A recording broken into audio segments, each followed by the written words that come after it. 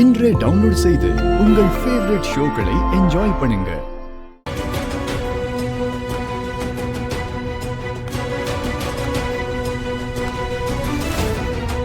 தானா இப்ப லீடிங்ல இருக்காங்க.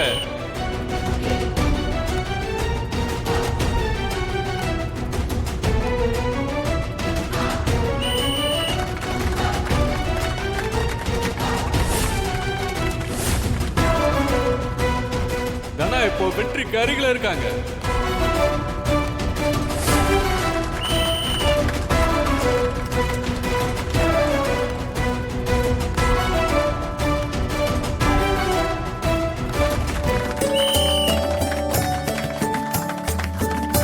தனலட்சுமி இப்ப போட்டியில வின் பண்ணிட்டாங்க.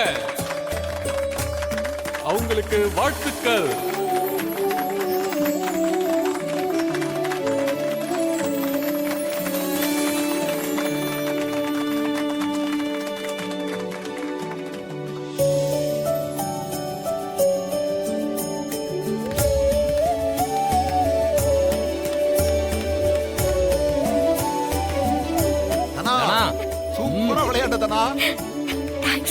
தேங்க்ஸ் மாமா. அண்ணன் பார்த்தாருனா ரொம்ப சந்தோஷப்பட்டிருப்பாரு. செம்மையா விளையாடுனா தானா.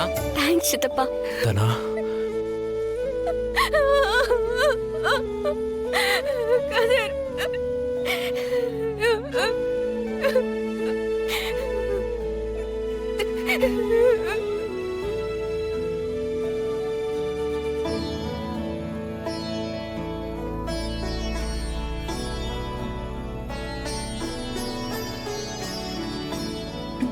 கதிர் என்னாச்சு மாமா?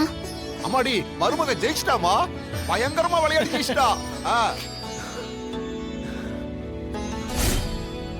தானா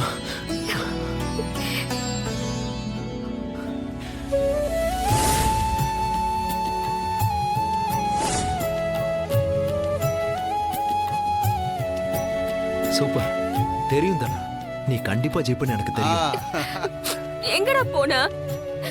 உனக்கு காணோன்னு நான் எவ்வளவு பயந்துட்டேன் தெரியுமா? நீ என் கூடவே இருக்கணும்னு சொன்னல, ஏன் நீ வரல? சாரி தானா, யாரோ வேணும்னே பிளான் பண்ணி என்ன வரவிடாம பண்ணிட்டாங்க. இவ்ளோ பிரச்சனையிலயும் நீ நல்லா விளையாடி ஜெயிச்சிருக்க தானா. உன்னை நினைக்கும் போது எனக்கு பெருமையா இருக்கு. தானா, நம்ம குடும்பத்துக்கே பெருமை சேர்த்திருக்க. ரொம்ப ரொம்ப சந்தோஷமா இருக்கு.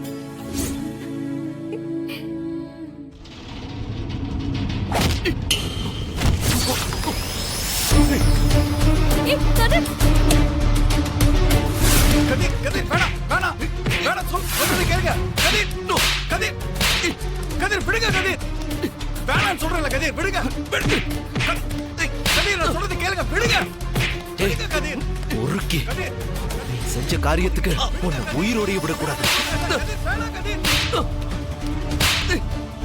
கதிர், என்ன நினைச்சிட்டு இருக்கீங்க? ரவுடி மாதிரி பிஹேவ் பண்றீங்க. What are you doing? நீங்க தான் ஒரு பொறுக்கிய கோச்னு சொல்லி கூட்டு வந்திருக்கீங்க. சார், அவன் ஜெயிலுக்கு போன அக்யூஸ்ட். அதுவும் என் தங்கச்சியை கடத்தின கேஸ்ல உள்ள போனவன். இவனை கோச்சா கூட்டிட்டு வந்திருக்கீங்க? இவன மாதிரி ஆளுங்களெல்லாம் கோச்சா போட்டா விளையாடுற பொண்ணுங்களுக்கு எப்படி சார் பாதுகாப்பு இருக்கும்? சார், இனிமே இவன் என் ஒய்ஃபு கோச்சா இருக்க கூடாது. கதிர், அத நீங்க சொல்லாதீங்க. இவன் கோச்சிங் கொடுத்தா தானா இனிமே உங்க ஸ்பான்சர்ல விளையாட மாட்டான். அத முடிவெடுக்க வேண்டியது நீங்க இல்ல, நாங்க. உங்க ஒய்ஃப் அக்ரிமெண்ட்ல சைன் பண்ணிருக்காங்க. நாங்க சொல்ற கோச் கிட்ட தான் அவங்க பிராக்டிஸ் எடுக்கணும். அப்படின்னா அக்ரிமெண்ட்டை இப்பவே கேன்சல் பண்ணிக்கலாம். OS cancel பண்ணிக்கலாமே. 5 லட்சத்தை கொடுத்துட்டு கேன்சல் பண்ணிக்கலாம்.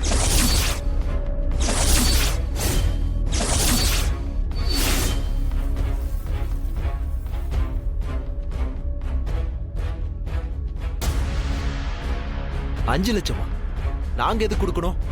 ஏன்னா உங்க ஒய்ஃப் எங்க கிட்ட அக்ரிமெண்ட் போடும்போது 4 lakhs வாங்கியிருக்காங்க. வேணும்னா அவங்களே கேட்டு பாருங்க.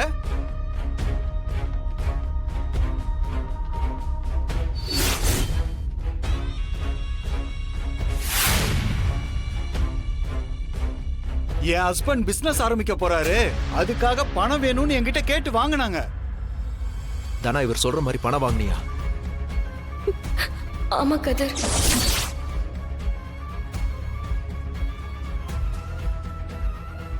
அப்ப நீ என்கிட்ட கொடுத்த பணம் நான் தான் அவர்கிட்ட கொடுத்து உன்கிட்ட கொடுக்க சொன்னேன். சாரி கதிர், அப்ப எனக்கு வேற வழி தெரியல. நான் கொடுத்தா நீ வாங்கிக்க மாட்டேன்னு தான் நான் அப்படி பண்ணேன். ஆனா இவனை கோச்சா போடுவாங்கன்னு நான் நினைக்கவே இல்லை. சார், என் ஒய்ஃபுக்கு இவன் கோச்சா இருக்கிறது பிடிக்கல. இவன் என் ஒய்ஃபை எப்போ பார்த்தாலும் டார்ச்சர் பண்ணிட்டே இருக்கான் சார். சார் இங்க பாருங்க, முதல்ல இவனை மாத்துங்க, அப்பதான் என் ஒய்ஃப் விளையாடுவாங்க சார். நீங்க சொல்றதுக்காக எல்லாம் மாத்த முடியாது. உங்க பர்சனல் எல்லாம் வெளியில வச்சுக்கோங்க. அவர் one of the best coach. அவர் பிராக்டிஸ் கொடுத்ததுனால தான் இன்னைக்கு தனா ஜெயிச்சிருக்காங்க. சார், அவன் திறமையால வளர்றான் சார். அதுக்கு இவன் ஒன்றும் காரணம் இல்ல. தேவையில்லாம எதுவும் பேசிட்டு இருக்காதீங்க. உங்களுக்கு விளையாட விருப்பம் இல்லைன்னா நீங்க வாங்கின 4 லட்சம் ரூபாயும் பிளஸ் பெனால்டி 1 lakh டோட்டலா சேர்த்து 5 lakhs கொடுத்துட்டு போயிட்டே இருங்க. ஒருவேளை உங்களால கொடுக்க முடியலன்னா நான் சொல்றத கேட்டுதான் ஆகணும். இவரு தான் உங்களுக்கு கோச்.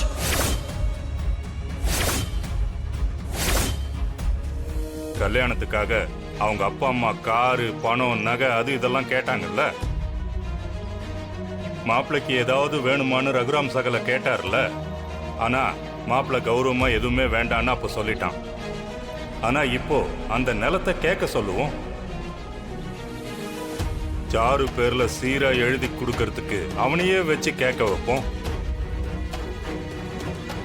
அப்போ ரகுராம் கண்டிப்பா கொடுத்துதானே ஆகணும்.